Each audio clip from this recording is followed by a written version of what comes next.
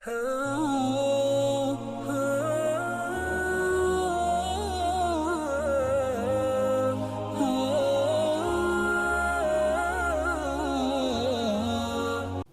سوال ہے، گروی مکان کے بارے میں بتا دیں۔ گروی مکان ہو یا دکان ہو یا کوئی چیز جو آج کل گروی کا طریقہ کار چل رہا ہے، یہ سراسر سود کے اوپر مشتمل ہے، 100% سود ہے۔ گروی اصل میں کیا تھا؟ ایک آدمی صاحب حیثیت ہے، ایک آدمی وقتی طور پر اس کو کچھ پیسے چاہیے،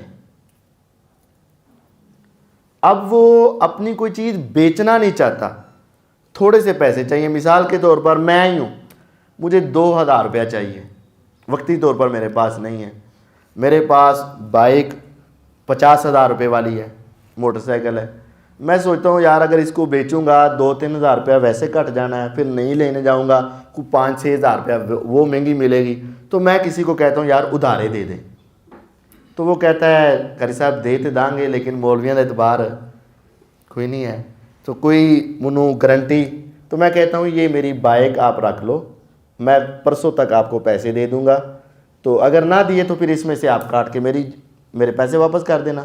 تو یہ میں ضمانت کے طور پر چیز پکڑاتا تھا۔ یہاں تک گروی رکھنا لینا دینا جائز ہے، درست ہے، شریعت میں ثابت ہے، قرآن سے ثابت ہے، نبی کریم صلی اللہ علیہ وسلم کے عمل سے ثابت ہے، یہ ٹھیک ہے۔ اب ہمارے ہاں جو گروی ہے وہ تو کاروبار ہو رہا ہے، یہ تو میں نے ضمانت کے طور پر رکھوائی تھی، کاروبار تو میں نہیں کر رہا تھا اس سے، اور میں جو گروی رکھوا رہا تھا اس کو ضرورت تھی، جو رکھ رہا تھا اس کو ضرورت نہیں تھی، جو گروی رکھ رہا تھا اس کو گروی چیز کی ضرورت، مجھے ضرورت تھی، میں مجبور تھا اس وقت، جو زیادہ پیسے والا تھا وہ مجبور تھا، میرے پاس 50,000 کی موٹر سائیکل موجود تھی، مجھے چاہیے 2,000 روپے تھے۔ لیکن اب اس کو الٹ دیکھ لو، ایک مکان والا ہوتا ہے، وہ یہ تلاش کر رہا ہے کوئی میرے کو گروی لے لوے، اور دوسری طرف وہ پیسے لے کر تلاش کر رہا تھا کوئی مجھے گروی دے دے، کوئی مجھے گروی دے دے۔ یہ ایک بات فرق یہ ہے۔ دوسرا فرق یہ ہے کہ شریعت میں گروی جو چیز رکھائی جاتی ہے اس کی 2 قسمیں ہیں۔ ایک ایسی قسم ہے کہ جس کو آپ اپنے پاس بطور ضمانت رکھ لیں، آپ کی روزانہ کی اس چیز پر نہ محنت ہے نہ خرچہ ہے، نہ محنت ہے اور نہ خرچہ ہے۔ اور ایک چیز وہ ہے جس کے اوپر روزانہ آپ کی محنت بھی ہے خرچہ بھی ہے۔ مثال دونوں کی سمجھ لیں، جیسے میں نے کسی کو اپنی بائک موٹر سائیکل کھڑی کروا دی، اب وہ اپنے گھر میں کھڑی کر لے، اس کو روزانہ اس کے اوپر کوئی خرچہ کرنا پڑے گا؟ کوئی محنت کرنی پڑے گی؟ نہیں۔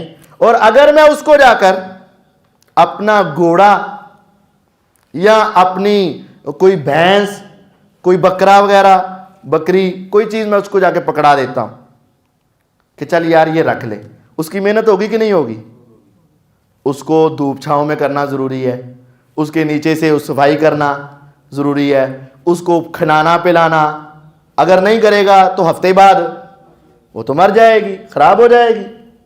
اب شریعت میں یہ تھا اگر گروی ایسی چیز رکھائی گئی جس کے اوپر کوئی محنت ضروری نہیں، محنت ضروری نہیں اور خرچہ ضروری نہیں، تو اس کو استعمال نہیں کرنا۔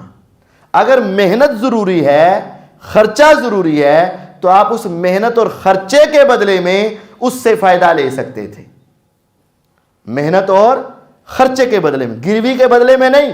آپ جو اس کو پٹھے ڈال رہے ہیں، چارہ ڈال رہے ہیں اپنے پیسوں کا، آپ اس کی صفائی کر رہے ہیں، پیشاب گوبر وغیرہ سنبھال رہے ہیں، تو آپ اس کے بدلے میں اس کا دودھ پی سکتے ہیں، آپ اس پر سواری کر سکتے ہیں۔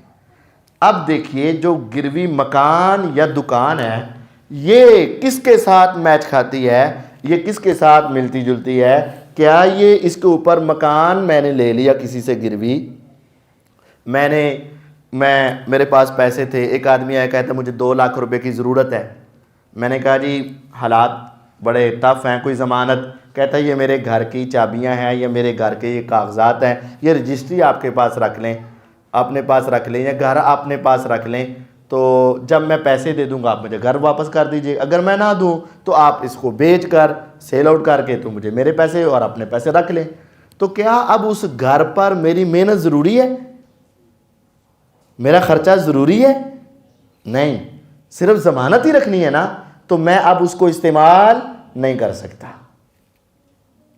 یہ سونے چاندی کے ساتھ مشابہت ہے۔ اس وقت پیغمبر علیہ السلام نے اپنی تلوار یا زریں گروی میں رکھائی تھی، یہ اس کے ساتھ مشابہت ہے، اس کو استعمال کرنا ضروری نہیں ہے۔ اگر ایسی چیز ہو جس کا استعمال ضروری ہے ورنہ وہ خراب ہو جائے گی اور اس کے اوپر خرچہ ضروری ہے، تو پھر اس سے فائدہ لینا جائز تھا۔ لیکن آج جو چل رہا ہے یہ بالکل سود چل رہا ہے، حرام چل رہا ہے۔